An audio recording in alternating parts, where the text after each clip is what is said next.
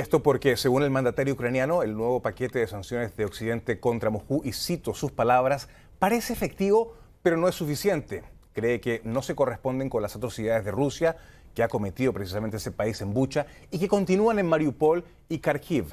Zelensky dijo que seguirán insistiendo en algún formato de embargo sobre las exportaciones de petróleo ruso. Y ahora pasamos con Rafael Romo, quien se encuentra en Lviv con el resumen de la jornada de hoy. Adelante, Rafael.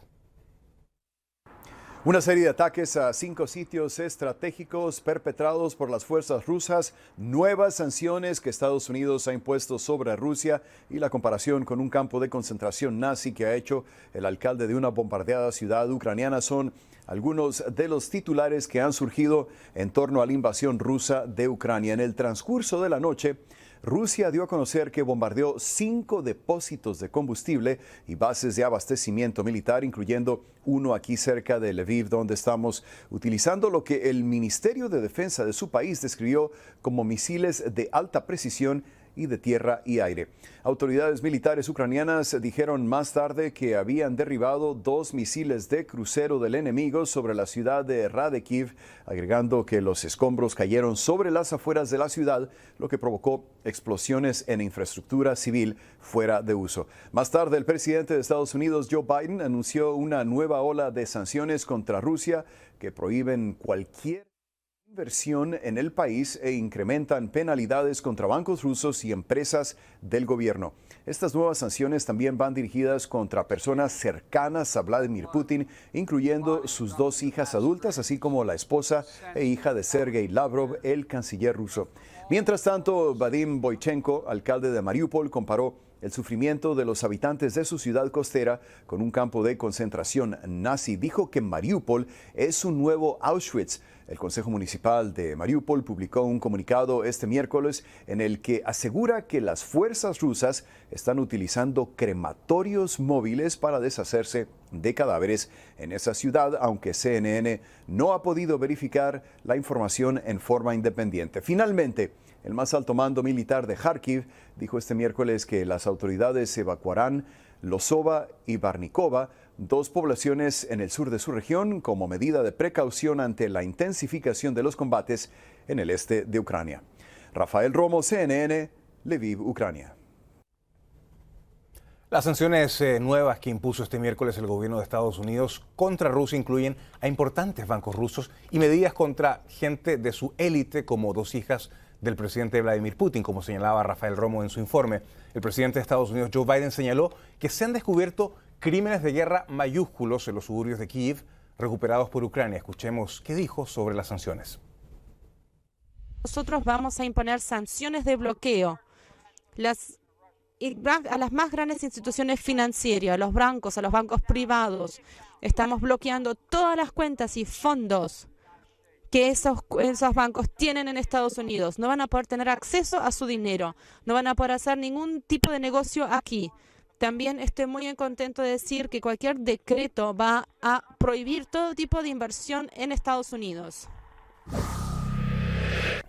Y Yone Molinares, nuestra corresponsal en Washington, se encuentra precisamente en la capital de los Estados Unidos con más detalles sobre esta batería de sanciones. Yone, no hay registro histórico de sanciones tan numerosas, draconianas y en tan corto tiempo, ¿no? Sí, claro, y la pregunta es si en qué momento esto va a realmente forzar a Putin a cambiar de rumbo. Eso está por verse. Por ahora parece que no le interesara, pero hay quienes dicen que ya el pueblo ruso está comenzando a sentir el verdadero efecto de todas estas sanciones. Son tiendas cerradas, la vida cotidiana se ha trastocado, ya no tienen la posibilidad de ver o por lo menos disfrutar sus eventos deportivos. Todo ese tipo de cosas poco a poco van cambiando la vida y la psiquis también de los rusos. Estados Unidos dice que esto no es en contra del pueblo ruso, sino que tiene que hacer que el gobierno del Kremlin sea el que realmente sienta el peso del error que ha cometido al invadir a Ucrania. Por eso el presidente anuncia estas sanciones que además están en coordinación con otros países y de parte de Estados Unidos, acá hay un gráfico para que lo puedan observar mientras hablamos juntos, en esencia está sancionando a los dos bancos más importantes, al Sberbank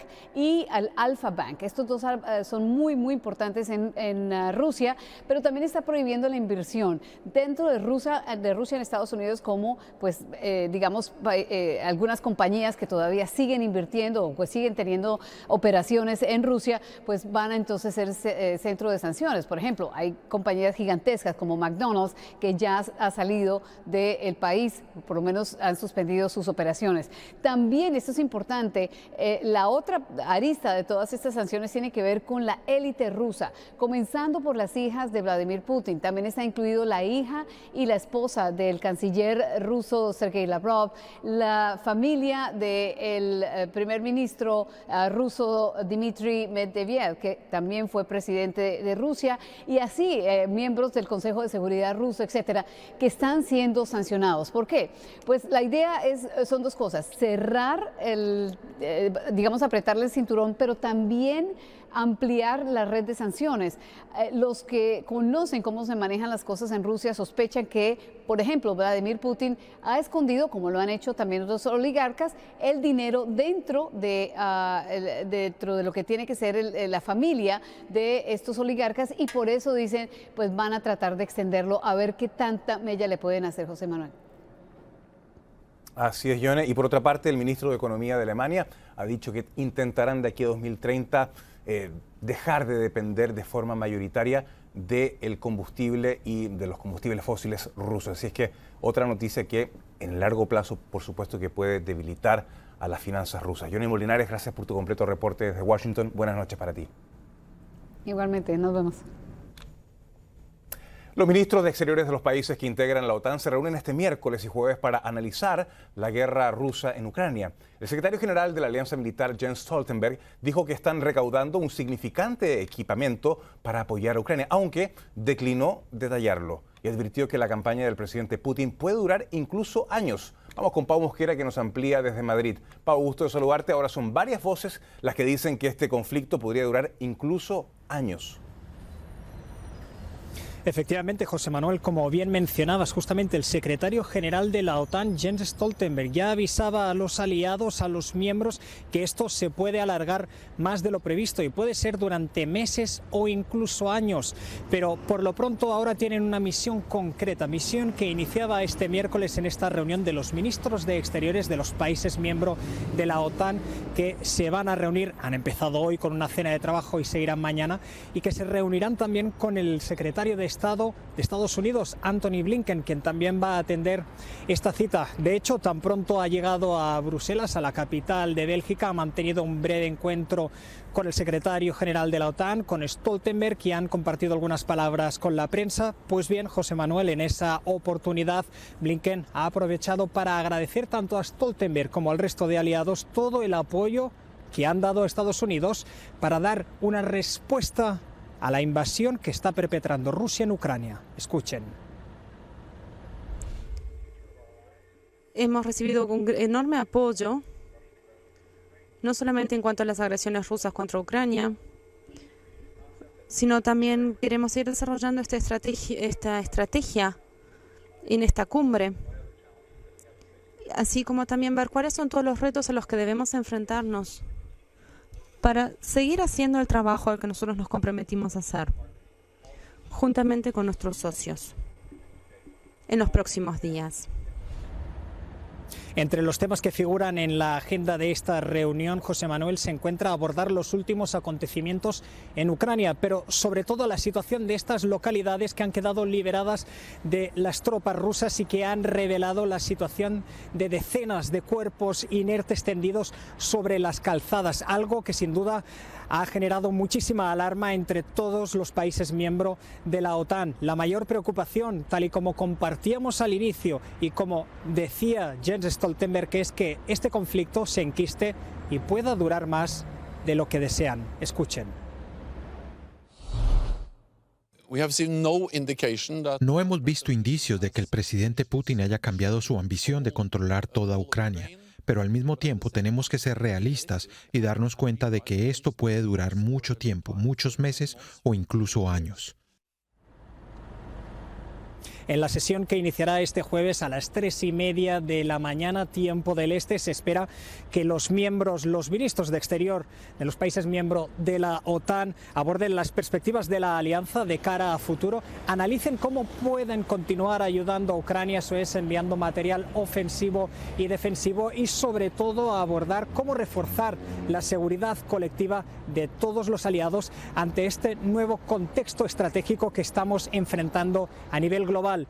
Y mientras tanto, José Manuel, paralelamente, mientras se reúnen los ministros de Exterior de los países miembros de la OTAN, también en la capital belga, los embajadores permanentes de las diferentes naciones de la Unión Europea se reunían justamente para terminar de aprobar el quinto paquete de sanciones contra Rusia.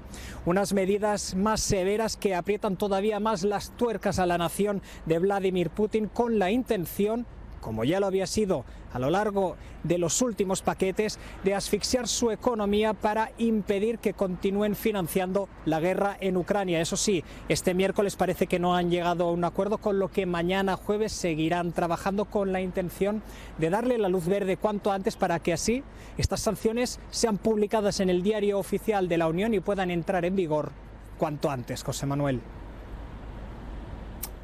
¿Se habrá imaginado Putin que le iban a imponer tantas sanciones después de entrar en esta guerra? Bueno, veremos. La respuesta queda en el aire. Pau Mosquera, gracias por tu completísimo informe y reporte desde Madrid esta noche. Hasta pronto. Mariupol, le hablaba hace un momento de eso. Dice su alcalde, es el nuevo Auschwitz. Así de fuerte. Mariupol, dice su alcalde, que es el nuevo Auschwitz. Según el funcionario, la ciudad le recuerda el tristemente célebre campo de concentración nazi.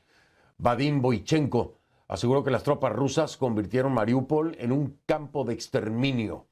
Y usted ha visto en este programa las imágenes. Me parece un comentario que se acerca mucho, desgraciadamente, a una trágica realidad.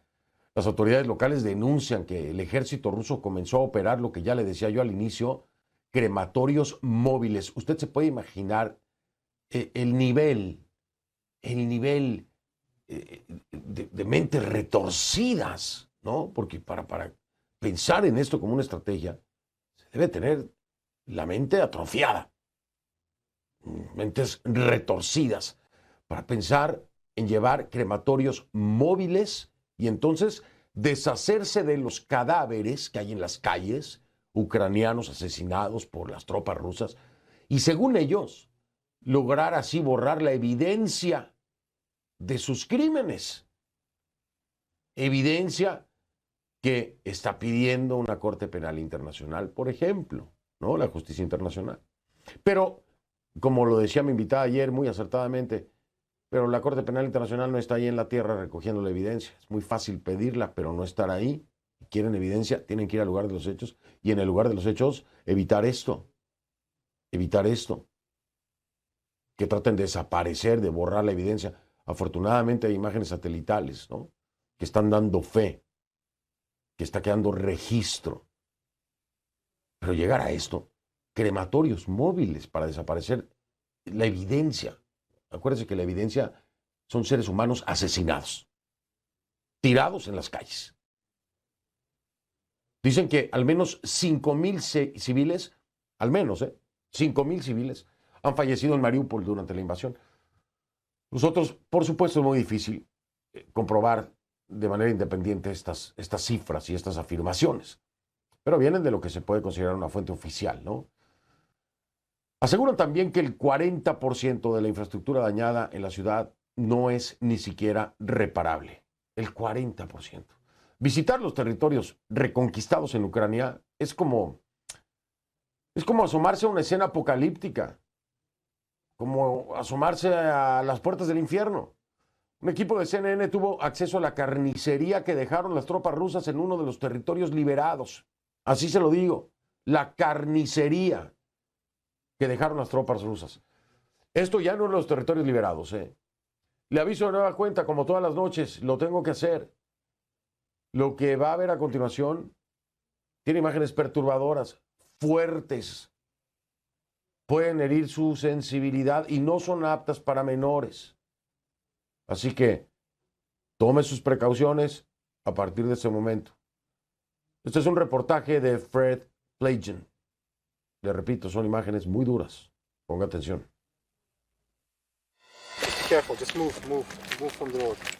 Es como una escena de las puertas del infierno. Los muertos yacen esparcidos por esta carretera en el oeste de Kiev, algunos todavía junto a los restos de sus vehículos, mientras los perros deambulan como aves de rapiña. Esto es lo que las fuerzas rusas dejaron a su paso cuando se retiraron. Prepararon la emboscada allí, a donde vamos ahora mismo. Oleksandr Ratsikovsky me dice que estas víctimas eran civiles, abatidos desde esta posición, donde los rusos habían colocado un tanque. Y puede ver, en realidad es como construir una zona de tiro. ¿Lo ve? Sí. Y estos autos, mire, están como en fila. Aquí no hay autos, porque no los dejaban venir. Les disparaban apenas se acercaban. El gobierno ruso niega haber atacado a civiles, llama a tales acusaciones, y cito, falsas y propaganda. Pero Oleksandr es parte de una unidad de drones y filmaron un incidente. Esto pasó el 7 de marzo, cuando los rusos todavía tenían el control total de esta área y un grupo de autos venía por la carretera. Se dieron la vuelta después de que aparentemente les dispararan desde la posición del tanque. Este auto se detiene y el conductor se baja. Entonces pasa esto. Él puso las manos en alto, por encima de la cabeza, y en ese momento le dispararon en este lugar. 2 personas murieron ese día, Maxim Iovenko y su esposa Ksenia, que también iba en el vehículo. La familia le ha confirmado sus identidades a CNN. Después del incidente, el dron filmó a las tropas rusas sacando a 2 personas más del automóvil y llevándoselas. Era el hijo de 6 años de la pareja y un amigo de la familia que viajaban con ellos, confirmaron los familiares. Ambos fueron liberados más tarde por los rusos. Los soldados luego registran el cuerpo de Maxim y lo arrastran. Este incidente es traumatizante y a la vez motiva a la unidad de drones de Oleksandr. En nuestra vida normal, antes de la guerra, éramos civiles a los que les gustaba volar drones de vez en cuando y hacer videos agradables, videos en YouTube. Pero desde que comenzó la guerra, nos hemos convertido en una parte vital de la resistencia. Oleksandr nos envió horas de video que muestran a su equipo observando los vehículos rusos, incluso encontrándolos cuando están ocultos y son casi imposibles de detectar, para luego ayudar a que las Fuerzas Armadas ucranianas puedan atacarlos. Somos los ojos, se nos llaman los ojos porque con los ojos se puede ver y se puede reportar. Y tan pronto como se ve, se pueden realizar ataques con artillería, ataques aéreos. ¿Cuánto tiempo se tarda llevar su información a los lugares correctos para que luego puedan actuar basándose en la inteligencia que usted proporciona? En buen tiempo es cuestión de minutos. Y a veces un pequeño mosquito puede aniquilar toda una manada de elefantes. Estas son imágenes de drones de la unidad de Oleksandr buscando una columna inmensa de tanques y vehículos blindados rusos. Y esta es esa columna, después de que los drones la encontraran. Oleksandr me dice que unidades como la suya jugaron un papel importante para defenderse de las tropas rusas, a pesar de que los ucranianos estaban ampliamente superados en armas por los rusos. Somos ágiles como defensa territorial. Podemos decir que esto es suicida, nos tenemos que ir. Pero las Fuerzas Armadas tienen que quedarse. Se les ordena que se queden y se quedan. Los matan, pero se quedan y defienden su tierra. Nadie sabe cuántos rusos murieron aquí, pero el grupo dice que fueron muchos, derrotados con la ayuda de un grupo de pilotos aficionados de drones que quieren defender su patria. Fred Plagin, CNN, Mila, Ucrania. Ciudades como Kharkiv siguen bajo asedio. Ahí el ejército ruso lanzó ataques con misiles de alta precisión contra varios objetivos en esta región. Esto lo indica así el Ministerio de Defensa ruso. De acuerdo con la información que proporciona Moscú, los ataques destruyeron un depósito de combustible que abastecía a las tropas ucranianas. Y en esta guerra el ejército ruso no ha respetado nada, ¿no? Nada. Ni radioactividad, ni vidas, ni civiles, ni edificaciones, ni librerías, ni hospitales, ni nada. Nada. Mucho menos, imagínese usted, que respete la Convención de Ginebra. No ha respetado nada. Estas imágenes que va a ver grabadas con dron muestran que los rusos cavaron trincheras en un área prohibida. ¿Por qué prohibida? Bueno, porque está en el bosque rojo de Chernóbil. ¿Sí? En el bosque rojo de Chernóbil. ¿Por qué es prohibido? Bueno, primero porque está en Chernóbil, pero se llama bosque rojo porque es una zona a la que ni siquiera tienen permitido acceder los trabajadores de la central, que es el escenario del peor accidente nuclear de la historia. A pesar de que ahí la radiactividad es altísima, en las imágenes publicadas en Telegram por el operador estatal de la planta de energía nuclear de Ucrania, se ven claramente las posiciones militares rusas abandonadas y las huellas de los tanques. Fíjese usted que tal vez solo estemos ante el inicio, y lo tengo que decir, más aún con esto, y por eso se lo ratifico. A lo mejor estamos ante el inicio de una tragedia mucho mayor. Mucho mayor. Hay que pensarlo, hay que verlo como una posibilidad. Desgraciadamente, hay que ser realistas. Porque, pues hasta ahora, por parte de Putin, ¿qué cambio de actitud ha habido? Ninguno. Ninguno, a pesar de las sanciones, los bloqueos, etcétera, la diplomacia. El secretario de la OTAN, el secretario general, llamó a lo mismo que estoy haciendo yo en este momento, a ser realistas. Pero además, el mensaje entre líneas, se lo repito, y tiene que entenderlo usted muy bien, es que cuando la OTAN ya dice que esto va para largo, que incluso puede durar años, pues le está diciendo, nosotros no vamos a hacer más de lo que ya hemos hecho para parar esto. Hay que entenderlo así. No es una declaración cualquiera. No es una declaración cualquiera. Escúchelo. No hemos visto indicios de que el presidente Putin haya cambiado su ambición de controlar toda Ucrania, pero al mismo tiempo tenemos que ser realistas y darnos cuenta de que esto puede durar mucho tiempo, muchos meses o incluso años. El Departamento de Defensa de Estados Unidos coincide con esta apreciación de la OTAN también, y es otro mensaje, ¿no?, entre líneas. Considera que es imposible saber cuánto durará la guerra. Pues cuando quieren saber las cosas las saben, ¿no? Pero hay que accionar. Y bueno, también dicen tampoco si va a haber una salida diplomática para el conflicto. O sea, ¿qué le puedo decir? No saben, ni, en pocas palabras, antes de irme al corte, se lo digo tal cual, no saben ni dónde están parados con Putin. No tienen ni idea. Mientras tanto, siga sumando crímenes de guerra, siga sumando asesinatos, atrocidades, masacres y destrucción. Cada hora que pasa.